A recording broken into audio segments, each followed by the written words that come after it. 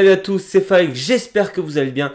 Et aujourd'hui, on se retrouve pour débriefer les matchs des clubs de Bundesliga lors de cette 7e journée de Ligue des Champions. Bon, et on s'est encore ridiculisé face à toute l'Europe. D'habitude, on voit point par point chaque performance de chaque club.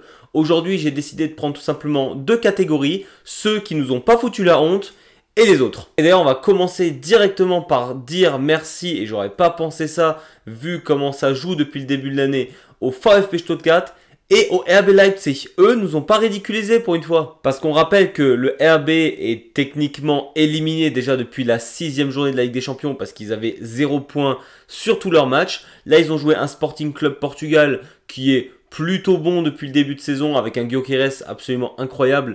Et le RB a enfin réussi à gagner un match en Ligue des Champions cette année.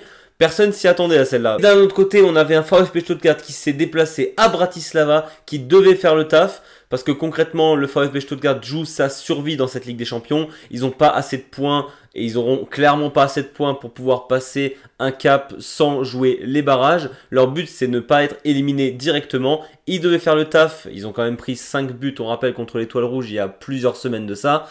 Là, à Bratislava, ils se sont pas fait peur. Ça gagne 3-1 sans trembler. Donc ça, merci à eux. L'indice UEFA de l'Allemagne vous remercie tous les deux. Parce qu'en vrai, oui, Stuttgart contre Bratislava est techniquement censé être meilleur et censé être favori. On est globalement d'accord là-dessus. Sauf que cette année, c'est pas sur le RB qu'on se repose et c'est encore moins sur Stuttgart qui est revenu en Ligue des Champions après largement plus de 10 ans sans compétition internationale. C'est pas sur eux qu'on se repose cette année. C'est sur le Borussia Dortmund, sur le Bayer Leverkusen et sur le FC Bayern. Et alors les trois ont été nuls. Franchement, heureusement que je ne fais pas la vidéo directement à chaud après la défaite du Bayern contre le Feyenoord Rotterdam. Parce que je pense que je les aurais insultés plusieurs fois là. Quand tu es ces trois clubs-là, on rappelle Leverkusen, Dortmund, Bayern. À quel moment tu as la possibilité d'être dans le top 8 pour t'assurer d'être à la suite de la Ligue des Champions sans passer les barrages et tu te dis... Non, on va faire de la merde lors de la 7e journée. Non, parce que petit rappel, oui, le Bayern a déjà eu des mésaventures cette année en Ligue des Champions, mais techniquement, Dortmund et Leverkusen, c'était top 8. D'ailleurs, Leverkusen est encore 8e du top 8 actuellement, là où le Bayern et Dortmund sont 14e et 15e. Sauf que Leverkusen est 8e avec 13 points, Dortmund et le Bayern sont 14e et 15e avec 12 points.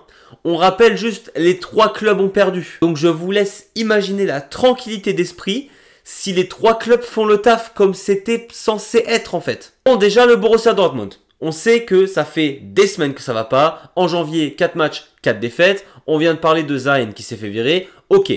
Par contre, même si ton coach n'est pas bon et que tu as du mal avec lui, ça t'empêche pas de pouvoir créer du jeu malgré tout. Et là, Dortmund, mais ils se sont fait éclater. 2-1 pour Bologne. D'ailleurs, Dortmund menait 1-0 à la mi-temps. Ils se prennent 2 buts en espace de 2 minutes parce qu'ils ont encore complètement craqué. Ils nous ont déjà montré ça contre le Real, contre le Barça, etc. Dortmund, cette année, ça craque. Psychologiquement, ils y sont pas du tout. Mais surtout, les gars, 2 tirs.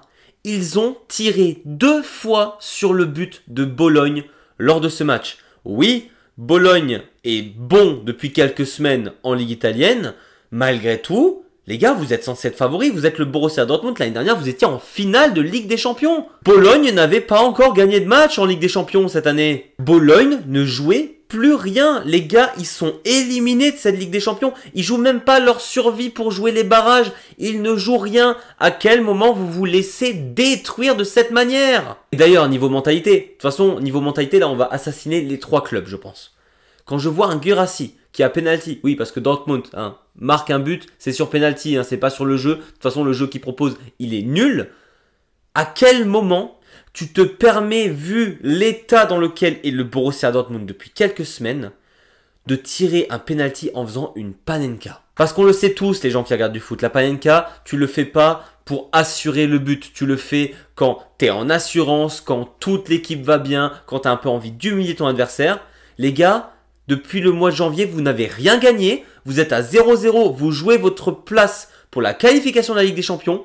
À quel moment tu mets une panenka pas si bien tirée, désolé de le dire, parce que le gardien la touche et Guirassy a de la chance parce que le gardien était même pas loin, je trouve, de la sortir celle-là. Je ne comprends pas à quel moment tu te permets ça en fait. C'est une dinguerie. Parce que pour le coup, regardez-moi Harry Kane qui va tirer un penalty avec le Bayern. Le gars, je crois que ça fait 18 ou 19 fois de suite qu'il marque des pénaux. Il n'y a pas beaucoup de Panenka. Il choisit un angle, il tire. Point. D'ailleurs, heureusement qu'il a les penalties, Kane. Ça fait combien de temps qu'il n'a pas réellement marqué sur un fait de jeu? Non, parce que transition Bayern, je sais pas ce qui se passe chez eux actuellement, mais c'est beaucoup moins dominant. Ça devient juste chiant à regarder le Bayern actuellement. Les gars ont la balle au pied.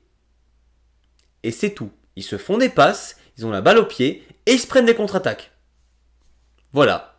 Et sur le principe, sur le match, ils prennent 3 buts contre le Feyenoord Rotterdam. Je ne suis pas en train de décrédibiliser le club. D'ailleurs, bravo à Bologne, à Rotterdam.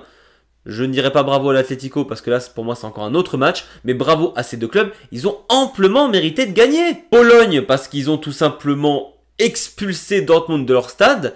Et le Feyenoord, mais incroyable défense. Les gars, vous êtes le Bayern de Munich. Vous êtes censé être un des clubs les plus balèzes au monde. Et vous n'arrivez pas à passer la défense du Feyenoord. Parce que les gars, ils avaient la hargne. Ils avaient envie de gagner. Le gardien de Feyenoord a été absolument exceptionnel. Ça fait longtemps qu'on n'a pas vu un gardien aussi fort. Le Bayern, ils ont des superstars dans tous les coins, à tous les postes. Et ils n'arrivent pas à se défaire pour créer une occasion assez dangereuse pour pouvoir tromper le gardien. Oui, il a été excellent et ils avaient des vraies occasions, le Bayern.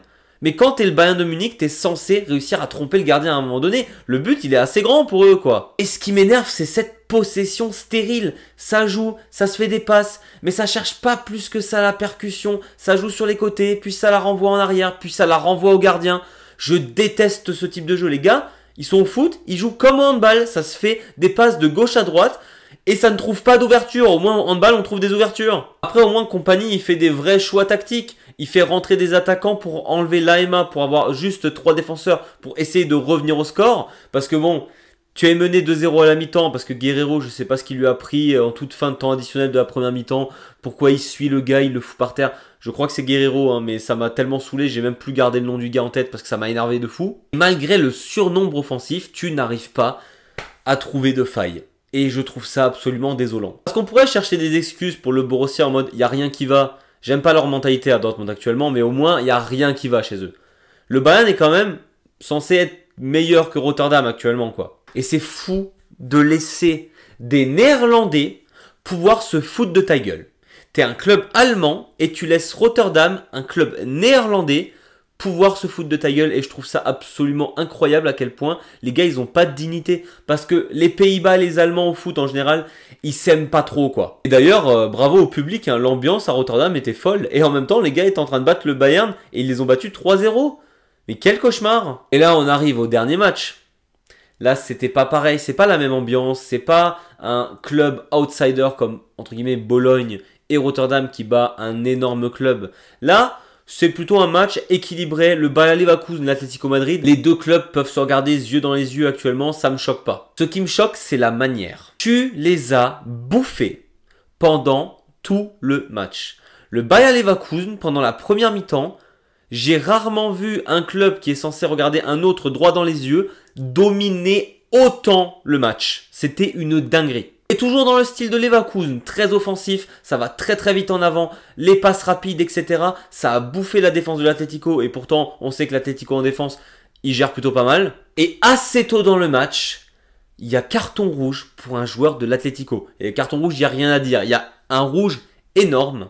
Et tu joues donc quasiment, on va dire quoi, 2 tiers du match avec 11 joueurs contre 10 alors que tu les as bouffés pendant le match. Et c'est à ce moment-là que tu te fais rattraper. Je rappelle, le Bayer Leverkusen qui était dominant, qui avait marqué le premier but, se fait rattraper par l'Atlético Madrid qui est à 10 contre 11.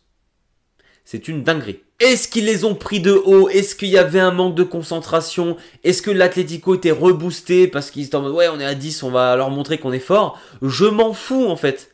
Vous faites le travail, vous êtes un top 8 de Ligue des Champions cette année, vous vous revendiquez comme un des meilleurs clubs d'Europe depuis l'année dernière, montrez-le nous, écrasez-moi l'Atlético Madrid, vous étiez à 11 contre 10, vous étiez meilleur, cassez-leur la gueule! Non, tu as Alvarez qui marque un doublé et tu perds ce match.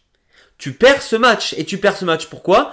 Parce que des bourdes défensives, mais mon Dieu! Et en Ligue des Champions contre l'Atlético, comment tu peux être aussi peu concentré sur un match? Ça me choque. Alors oui, Alvarez, l'Argentin, j'aime vraiment pas ce joueur. Les 2 buts sont magnifiques de sa part, parce que le contrôle qu'il met au premier but, il est incroyable. Mais en soi, ça ne doit jamais arriver si la défense est concentrée. Et alors on parle même pas du deuxième but, où c'est carrément la défense de Leverkusen qui fait des cadeaux. Voilà, la défense de Leverkusen fait des cadeaux. D'ailleurs, tu étais à 11 contre 10. Pourquoi pas toi aussi prendre un carton rouge histoire d'équilibrer le match et d'être à 10 contre 10. Enfin, franchement, mais ridicule, ridicule. Le Bayer Leverkusen devait mener 3-0 à la mi-temps et c'était plié le match. Et que ça soit d'ailleurs Leverkusen ou le Bayern pareil, à la mi-temps, vu toutes les occasions que tu as et vu comme tu presses haut l'adversaire, je veux dire, l'adversaire, il sortait quasiment jamais de son milieu de terrain.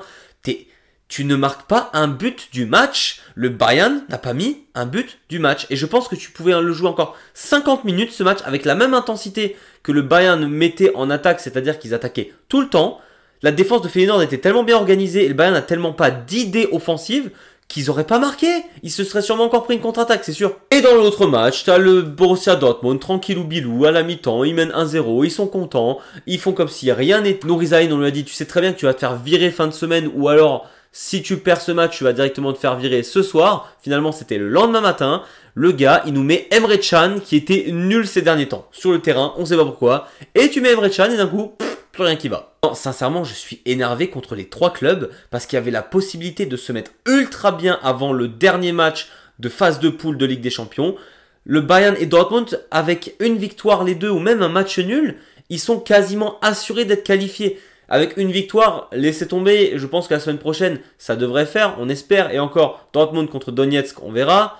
Le Bayern contre Bratislava et Leverkusen contre Prague.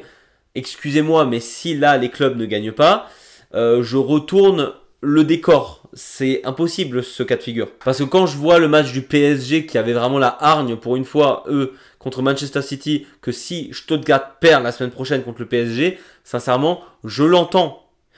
Commencez pas à me dire que le Bayern perd contre Bratislava et Leverkusen contre le Sparta Prague.